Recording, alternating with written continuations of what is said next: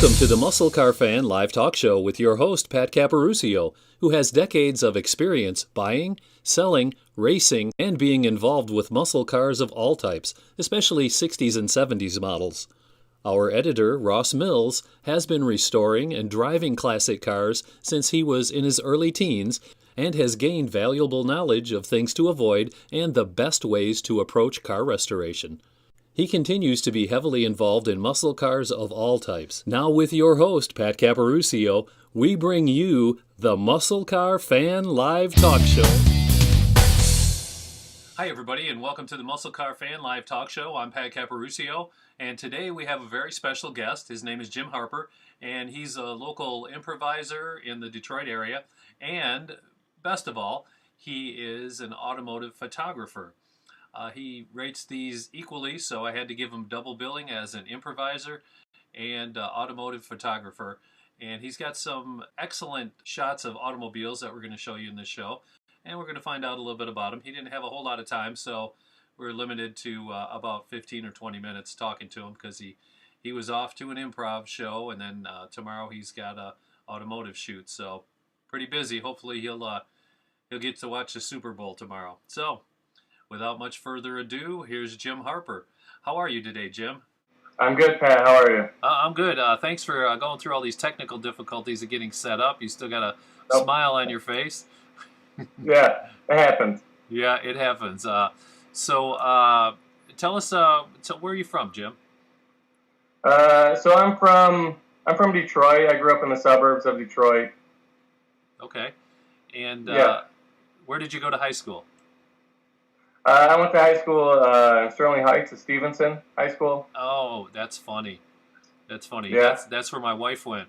And you're a local improviser in the area. That's how we met. Tell us a little bit about liking improv. Yeah. So I've been doing improv for a couple of years. So I take classes at Planet Ann. I've taken them at Go Comedy in Ferndale. So I'm in like a sketch writing class right now. I'm in an improv class. I'm in a couple troops. I'm on a weekly podcast that's called After Improv, where we talk about improv and people in the community, Detroit improv scene. So yeah, that's good, and I'm keeping busy with that stuff. So we're also putting on a sketch show at the Planet Amp pretty soon. So yeah. You're also in another improv troupe, the Void Were Prohibited troupe. Prohibited, that's right. How can you forget about that, Jim? I didn't forget about it. I know you didn't. And and one of your compadres is the famous Tony Augusti. Yeah, Tony's good. So he's on the After Improv podcast with me. He's the editor and host and everything. So yeah, he's great. And a guy named John Yar. And John Yar. Yep. Shout out to John Yar. Yeah, he's a funny guy in his own right. I know that. Yep. I figured we'd give him some props. So anyways, let's get back to your automotive history. You became interested in cars at a pretty early age? Yeah, I'd say really early age, play with toy cars and things that were mechanical. And my dad was a mechanic when I was younger. I mean, just a couple times I went to the shop with them, and it was like a candy store to me. Just the smell of grease, and it was really great. And also just because he was always working on cars, it was a big bonding thing with my father working on cars. Did you learn anything from your dad working on? Yeah, I learned everything. We've replaced. I've never gone to a mechanic or anything.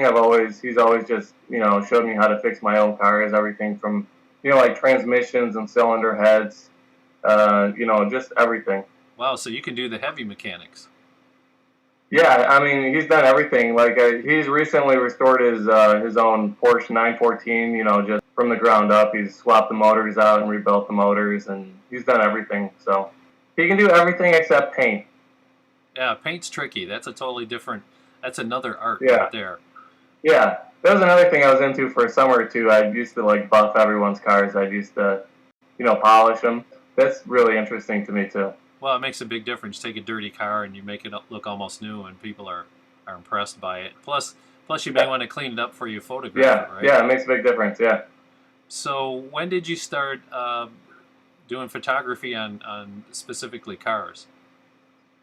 So I was taking Let's see, I was taking some college classes in like illustration and storyboarding and film and stuff, and it was just, just kind of got the bug of photography and, it's all about like composition and things to me and the way things look. I'm a very visual person, so I tried to find a way to combine my two interests, of like visual art and cars, and it was, yeah, so that's how it worked. Yeah, and you've done some pretty nice work. We're going to show some of your pictures, if it's okay, if I have permission to use them. Yeah, you have permission, yeah. What do you think is the single biggest thing to look for when you're taking a photo of a car? I would say just try to limit what's in the frame. The camera, just try to remove every kind of noise except what you want to see. Just focus on like one or two things, even if it's just like a button or a mirror or something. Just make that the centerpiece of the picture. And I heard you got a new camera. I just got a new camera, so I'm going to be making some more pictures, and I want to do a lot of film too. Like I want to start with a couple friends. I want to start like a YouTube series where it's a lot of like interviewing people about their cars and and showing beauty shots of their cars and yeah. Yeah, I used to do that for the news. I did a lot of that, and I pulled out my footage because it's on DVC Pro, and I want to put it all.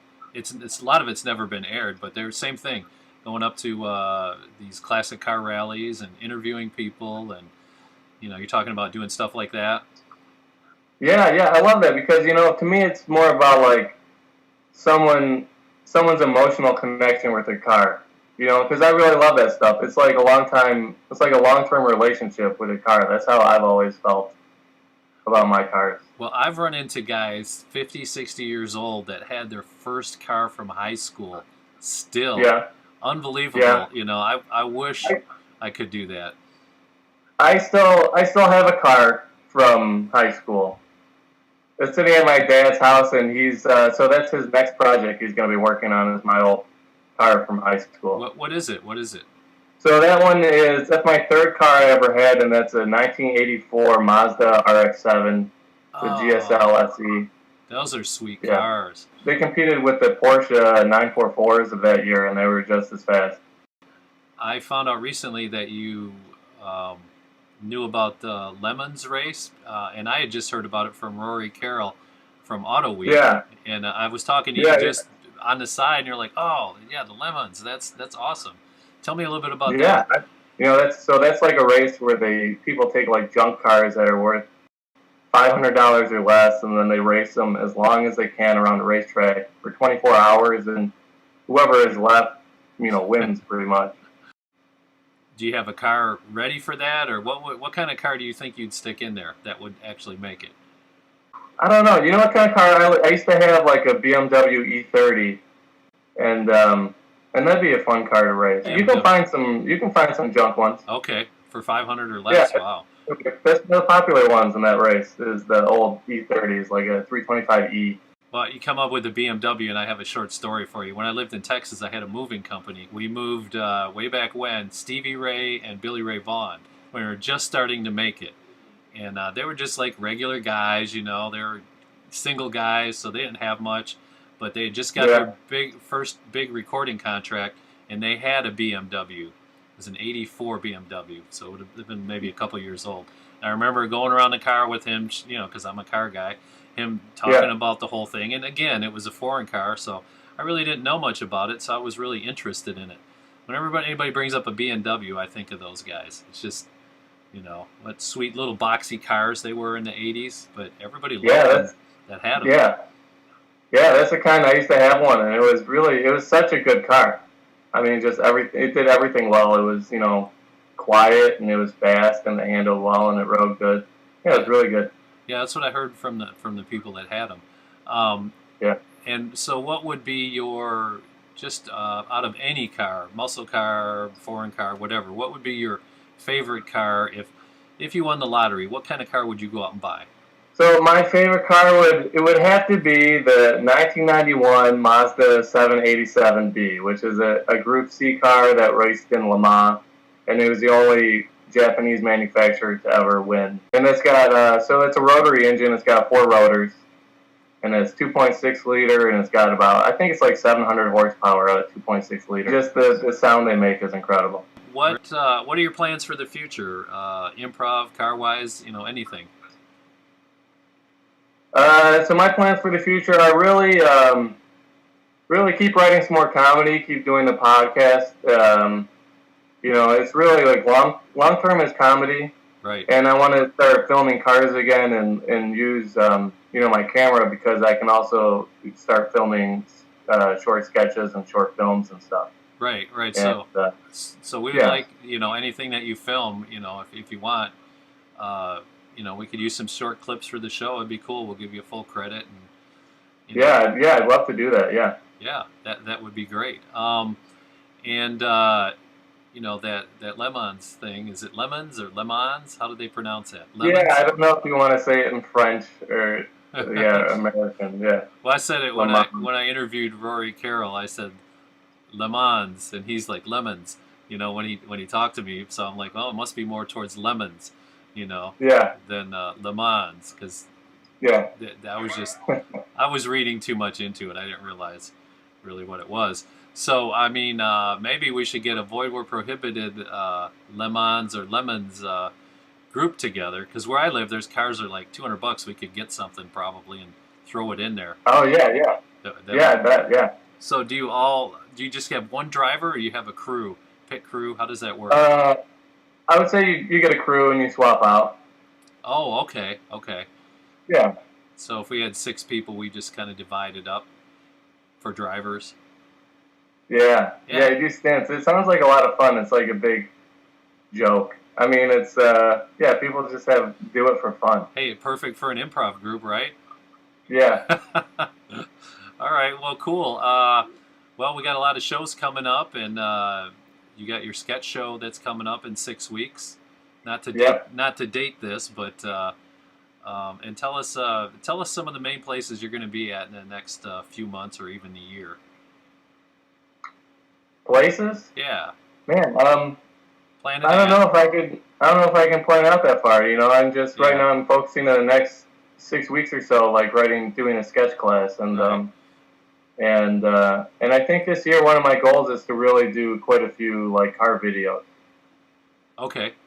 Well, we'll see some of those, and we'll have you back on the show. And I appreciate you putting up with all the technical difficulties. So, cool dude, Jim Harper. The awesome automotive photographer. He may come out and take some photos for you. We can put contact information, and I want to thank you for being on the show. Yeah, you're welcome, Pat. Okay.